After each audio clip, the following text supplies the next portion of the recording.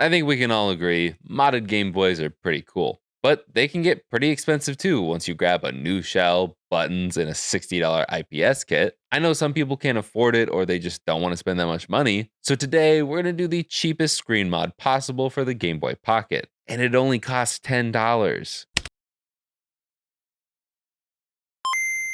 About a year ago, I did this exact mod for the DMG. Seriously, they look identical. If you don't know, it's the Backlight and Bivert mod. It's where you cut up the original screen, bivert the colors for more contrast, and replace the old reflector with a backlight. In other words, you make it the way Nintendo should have made it originally. In my opinion, it still doesn't compare to an IPS mod, but price-wise, it's hard to beat. Well, that's if you can do it first try without breaking the screen. Foreshadowing.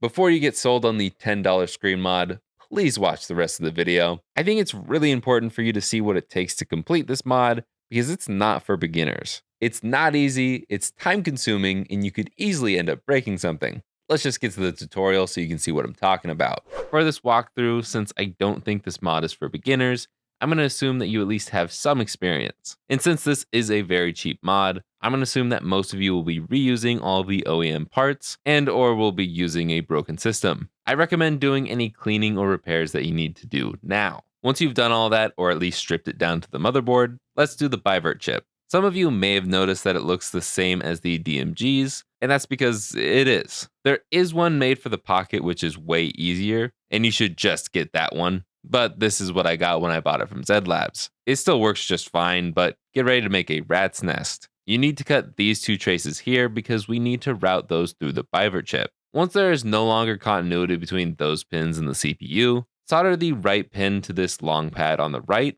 then the left one to the left long pad. Then you can solder the rightmost circle to the fourth pin from the top left of the CPU, and solder the middle circle to the fifth pin from the top left of the CPU. For power, we will need to connect a wire from VCC to the bottom of this capacitor here. And lastly, we will connect ground to this ground square here. Hopefully it all wasn't too confusing. Now that your Pocket has been biverted, clear your calendar so you can remove the back polarizer and reflector. This is time consuming, especially if you need to replace the front polarizer too. You're gonna need to be very careful here because the Game Boy Pocket screen is very fragile. The ribbon cables tear easily and we're gonna be using a knife. You can desolder this part of the screen, but when I tried it, I ruined the screen entirely. If you can do that successfully, then this will make the next part slightly easier, only slightly. Using a craft knife or some type of razor blade, not the ones from Dollar Shave Club, you can peel up the back polarizer and reflector. Some people recommend starting from this corner, but I have found that it is hard no matter where you start from. Just make sure you're peeling the polarizer and not the glass. If you're struggling to peel it up, dropping a little IPA or Goo Gone in there will help release the adhesive. Eventually you can peel it up with your hands, but you need to be extremely careful around the ribbon cables because,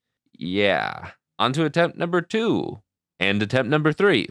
Once it's off, there will most likely be residue that you can scrape off or wipe with more IPA and Goo Gone. And if you need to, you can do all of this to the front polarizer as well. The adhesive on the front is most likely dried up and much more stubborn, and it's going to take even longer to scrape up. From there, you'll need to cut a square of polarization film to fit the screen. 2 of them if you're replacing the front one too. I prefer the non-stick ones, and I'll have an Amazon link for those down below. For the backlight, you'll need to solder the resistor to the rightmost pin on the cart slot and the red wire to the other end of the resistor. Then solder the black wire to the leftmost pin, aka the ground pin. Then you can put the screen sandwich together. Ribbon cable, then backlight, then polarizer, then screen, then other polarizer if necessary. Your screen should look dark like this. If not, rotate the polarizer until it does. I'd recommend testing it before you button it up because there's a strong chance that you broke the screen even if you were careful. Apparently you can fix the lines on the screen like you can for the DMG, but I have never successfully done that, and that includes this attempt here.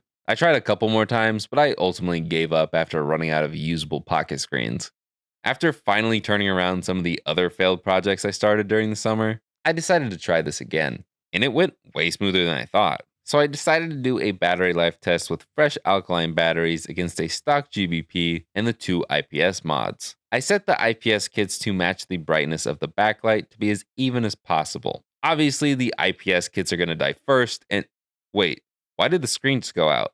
I'm genuinely asking because I still don't know exactly what happened. After the battery testing, which here are the results by the way, I opened it up and noticed that the screen was coming apart. I tried to fix it, but ultimately I just ruined it. It gets better though. The motherboard also just stopped outputting anything to the screen. So I swapped motherboards and just tried to prepare another screen before doing the Bivert mod again. And I tried again and again and again before finally getting it. Then I got to do the entire Bivert process again to another motherboard, and thankfully it's all put together and fully working. So should you do this mod?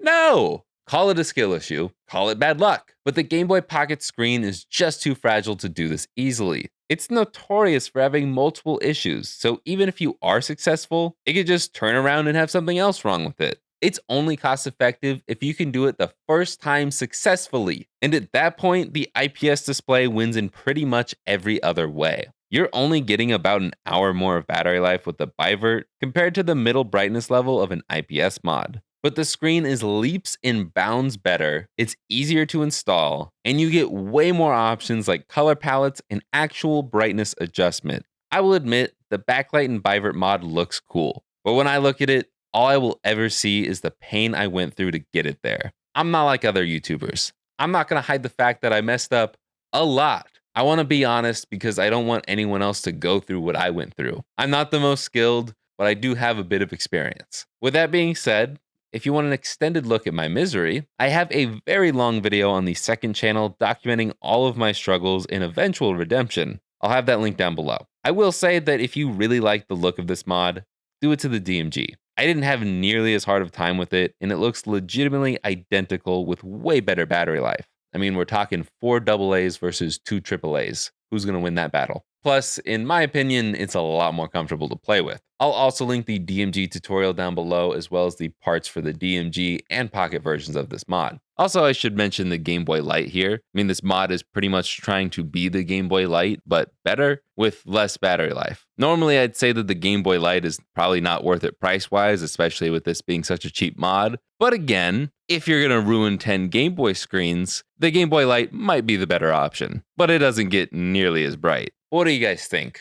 Are you gonna try this? Have you already done it? Do I just need to get good, kid? Let me know in those comments down below. All right, I need to end this video before it breaks again. I still need to shoot B-roll for this thing. So quickly, like, subscribe, and I will see you guys in the next one. Later, guys.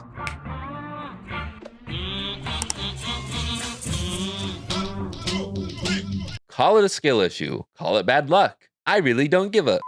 Okay, that wasn't where I was going with it. It just really read like a rhyme there.